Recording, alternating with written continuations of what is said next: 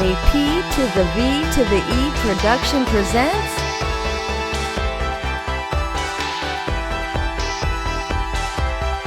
with James and Blue.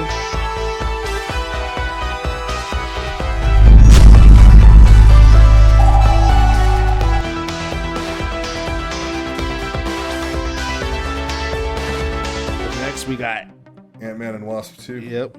And Wasp 2. Yeah, so this was a really solid movie and introduced like the quantum realm. I don't know why I rank it so low, but I rank it low. Like I'm talking like 19.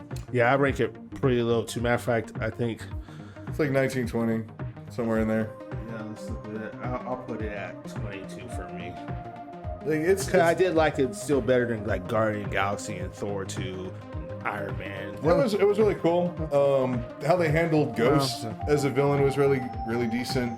I also liked Lawrence Fishburne in there as Goliath. Yeah, That was like really good, like 70s comic lore like reference. That it'd have been cool if they showed and not tell.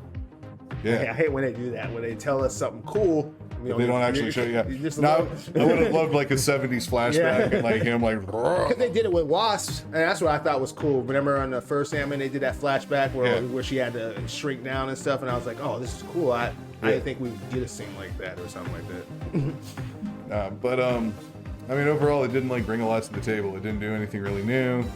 Like even a lot of the visual effects that we saw in the first AntMan and Wasp. Yeah. Like, you know, the rundown was like a really funny rundown of everything that's happened so far, but it was something we expected because we saw it in the first movie. And like, so this movie just really came across as like a lot of fan service. See, I think this movie actually kind of went down a little bit for me because of like the Infinity War and Endgame, because I don't know that they're not using Ant-Man really. We had this huge cliffhanger hanging over our heads. So we're all, meanwhile, back on Earth, Ant-Man's just fucking off. You know, doing whatever the fuck. Yeah. And so like I'm still on the edge of those because it almost feels like they're a little separate. Yeah, they're involved, but they're just like they're not really involved. You know, they're kind of like they're like side characters they call for help. You know, if Avengers need help, we're gonna call you. It seemed like a 2-hour movie just so that he would be in a van where he needed to be for the next one. Yeah, and the whole quantum realm and getting stuck in there and all that stuff. Yeah, it just seemed like a whole movie to like get him to somewhere in the last 5 minutes. I wouldn't even say that's a filler movie because the only part that's filler is the very end, and I think that's an end credit scene when they get snapped. Well, that's what I'm saying. The whole movie is a filler except for that last 5 minutes. That's all you really need to know. Yeah, sure. But, oh, he's in the quantum zone. Okay. I got you. All right.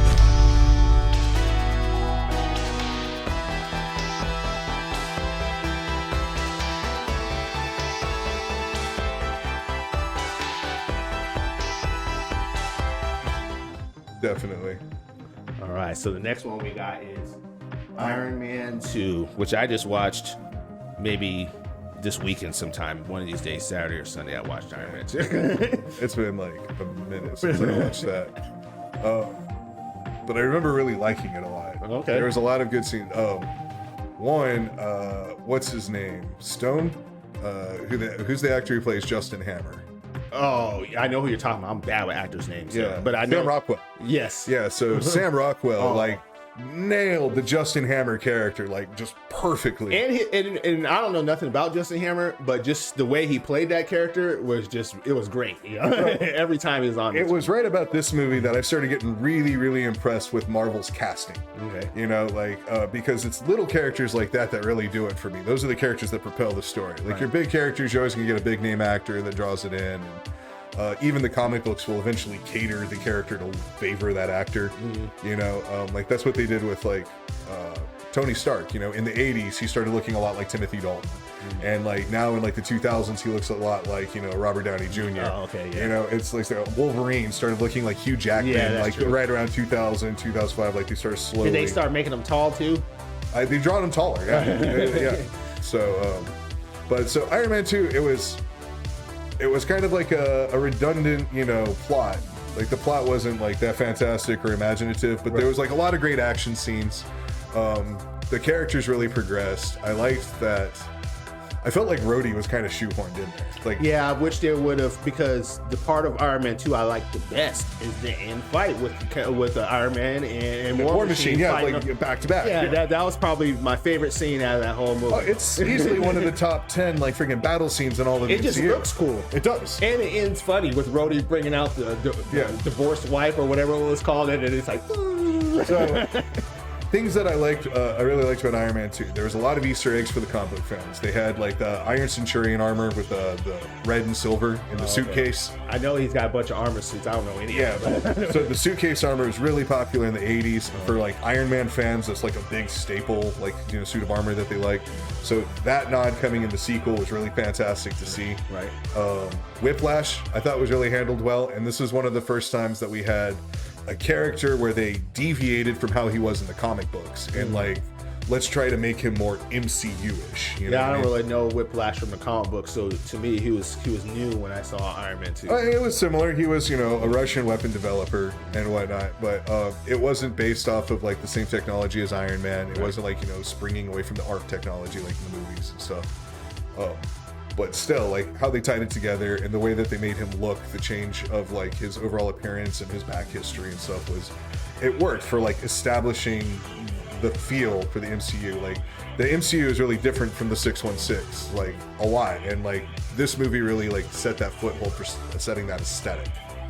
You know, so it was a good movie. There's parts of Iron Man 2 that I really didn't like, you know? Like, and so it kind of knocked the movie down a little bit before for me. And it was an all right Iron Man, but there are some needless conversations between Mickey Rourke and freaking Robert Downey Jr. Yeah, and like the whole scene with him, like Iron Man drunk in the iron suit, did the DJ scene, and it was a little silly for me. Like, I don't know. There's some of the stuff kind of came across as like forced, definitely. Yeah, that's what it came off to. It just came a little like they wanted Tony to be like a destroyed person and stuff, so they're like rushing it through. But they did, yeah. They really rushed through that. Yeah, and so sometimes it came off a little comedic. Yeah. Like I'll be laughing at points I think I shouldn't have been. I think I would give Iron Man 2 like either a 15 or a 17. Okay. Let's go with like 15 for now, I guess. Okay. And I'm thinking Iron Man 2 for me is like a 20.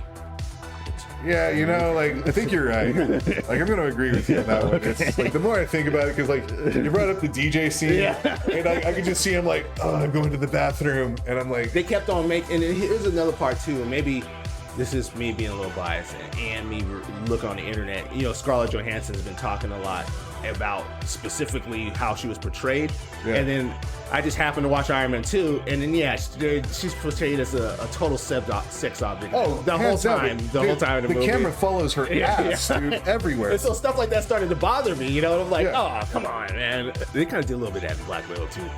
They did. There was a couple of shots that I was like, I thought this like, was why like, does the camera have to be at that angle where all you see is the ass? Dude, it like cut off at the hips. I know exactly what shot you're talking about, dude. I was like, wait, what? I was like, you couldn't have like hand up, like we couldn't like see like the ponytail sway or something. Like, we had to do the hips. Yeah, I see what you're saying, but yeah, no, I agree. Like, the more I think about it, just like the lower it goes on the list. So I was like, you know, Iron Man 2 was not fantastic.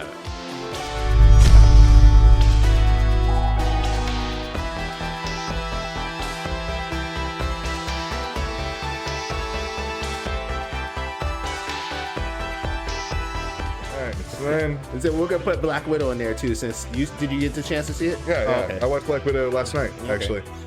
So overall, I liked it. Yeah, me too. Overall, it was a good movie. There was definitely some unneeded parts, you know, and the whole like family theme was like beaten like a drum.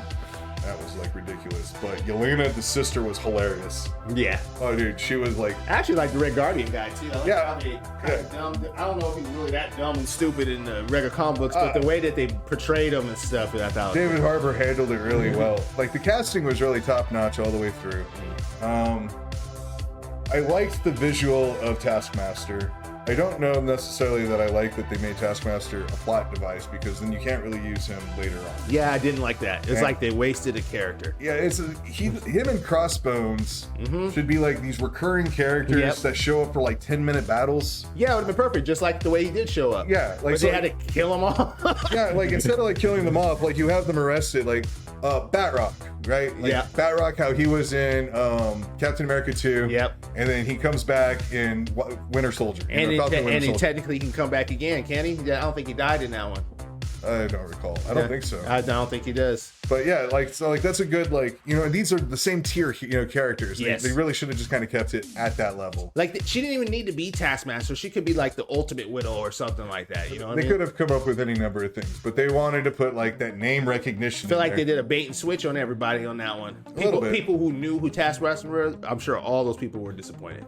Like the comic book version of Taskmaster. I don't know that I was that disappointed, because I'm not really attached to who Taskmaster is behind the mask. Yeah.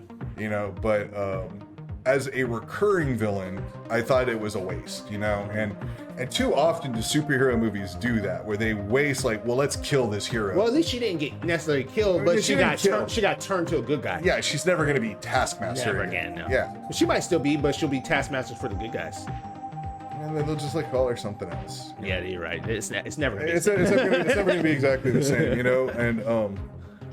and both Marvel and DC, just superhero shows and movies are really bad about let's kill the villain, and killing shouldn't be the only resolution. Right. You know what I mean? It shouldn't just be death. And the same thing with all the death and destruction. And they're supposed to be superheroes, so they should be trying to capture these people. Actively trying to capture them. And I mean, by not capturing them, you are losing out on so many storylines like The Rift or The Raft. The Raft is this big super maximum prison. I still think they're gonna do that though. Where all the villains break out, but you have to have all the you have to have villains in there. Yeah. Right now they got Zemo. He ain't breaking out. You got Zemo, Vulture, the Shocker. These are all people who are codependent on other technology. Yeah. These aren't really superheroes, super people. They don't have no one of significance inside that rap. They don't got Carnage sitting up in there. No, they don't got no one in there. There's no Purple Man. No. That was the perfect chance to put Taskmaster in that rap. It would have been fantastic. Yeah. No, they don't get that. So I don't know. I would put Black Widow somewhere in the middle. Yeah, me too. I'm thinking what's it? I guess I'm thinking 13, 14. See, I was thinking 16, but 13, 14 sounds right. Yeah, I don't think I have 14, so let's go with that.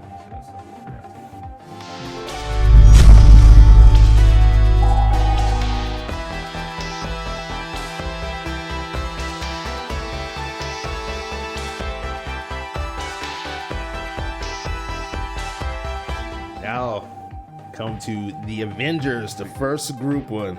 What's this one called? The Avengers? Just the Avengers. It's just not anything else. Yep, no trailing title or anything. It's just the Avengers. All right. Do you remember where you were when you first saw the Avengers? Yeah, I was living in Austin. Yeah.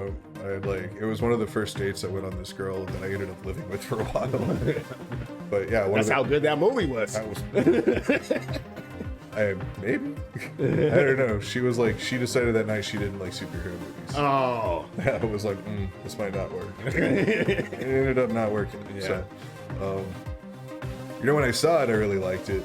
And then, upon revisiting and rewatching, it gets less and less impressive, every time you watch it. You're like, why did they redesign the costumes? It did. Why did they do these shots? It did exactly the opposite of what Age of Ultron does for me. Every time I watch Age of Ultron, I like it a little bit more. Every time I watch this one, I like it a little bit less. A little bit less. So I stopped watching it because I was like, no, I want to like this movie. There's so many just cheesy, tropey things that they do on it. Yeah, they didn't know how to do the back and forth between the characters, so it's just one-liner after one-liner. Yeah. Dude, it reminded me of that Rick and Morty, man. Son of a bitch, I'm in. And it was that scene 9 times over, and then aliens coming and attacking. And then we gotta have the brave sacrifice, but not really a sacrifice. And then we're gonna have a funny shot of everybody eating shawarma at the end. You know. At the time, it blew me away, but now, compared to the rest of the movies, I give respect to it for what it did, and again, much like the first Iron Man movie, we wouldn't have everything where we are now without it. It set up a lot of stuff. You know, it created the Tesseract, that was the first Infinity Stone before we knew it was an Infinity Stone. You know, it actually created the team, it brought them together, and introduced. Now, I don't like that it introduced the T'Chari, and there's been zero mention of them since. Nope, they got rid of them that one time. They nuked them. Just wiped them out, man. Like, they could have brought the T'Chari back during Infinity War. Or Captain Marvel. That's so Guardians of the Galaxy. Like, there's so many different places that you could bring them up, but no. Like, it seems like kind of a waste of design and everything. It seriously They brought it up in Spider-Man, and it was just dead carcasses. Yeah, no, like that was it. Oh yeah, by the way, this happened. So, I don't know. I would probably put Avengers at like 17.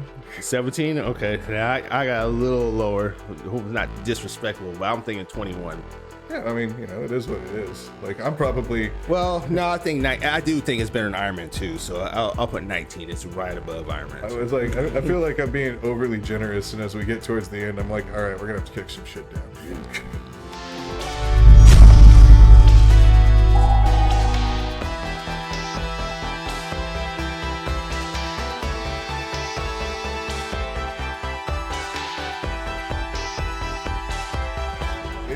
Endgame. I liked Endgame less than Infinity War. Me too, yeah. I was like, man, so much about this doesn't make sense. Well, they did the one thing I was praying they wouldn't do, and that was use time travel to fix the problem. I was praying they would come up with a solution, come up with a story without time travel, and they couldn't do it. And that was already a step down for me. Like, it was still cool, but... No, I'm right there with you. Like, I was like, time travel seemed like a cop-out. Yeah, and then it seemed like the easy way. And I was like, if they can come up with a actual legit story without using time travel, it would have been amazing, I think. But No. The time travel definitely knocked it down a few steps.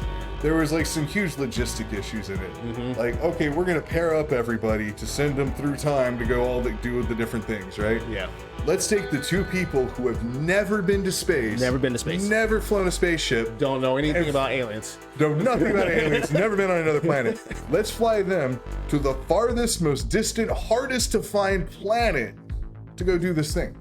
And they had Nebula, who knew about that planet. Yeah. So she's like... You got Rocket Raccoon, who knows how to fly a ship. You got Thor, who's fairly knowledgeable about space. So now let's send these two humans.